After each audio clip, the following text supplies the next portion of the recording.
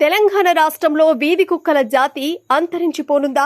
వాటికి సోకిన భయానక వైరస్ ఏంటి? ఆ వైరస్ చిన్న పిల్లలకు మనుషులకు సోకితే పరిస్థితి చేజారిపోతుందా? వీధి కుక్కల విషయంలో హైకోర్టు ఆదేశాలు ఇచ్చినప్పటికీ రాష్ట్ర ప్రభుత్వం ఆయా శాఖల అధికారులు ఎందుకు పట్టించుకోవడం లేదు?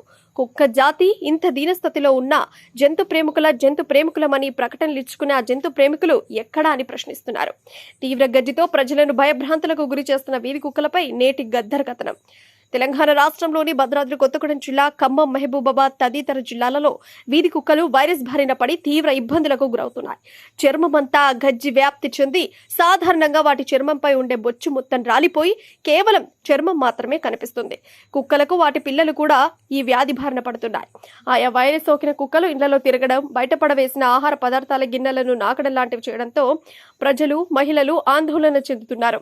ఆ కుక్కలకు సోకిన ఆ భయంకరమైన వైరస్ తమకు సోకితే తమ పరిస్థితి ఏంటని ఆందోళన చెందుతున్నారు. గ్రామాలలో విశ్వాస జంతువులు కుక్కలు నేడు అంతరించే దశకు చేరుకున్నాయి. ఇంత జరుగుతున్నా జంతు ప్రేమికులు నోరు విప్పకపోవడం గ్రామ సింహాలపై వారికున్న ప్రేమ ఇట్టే అర్థమవుతుంది. వీధి కుక్కల విషయంలో హైకోర్టు ఇప్పటికే రాష్ట్ర ప్రభుత్వానికి పలు సూచనలు చేసినప్పటికీ పెద్దగా పట్టించుకున్న దాఖలాలు లేవు.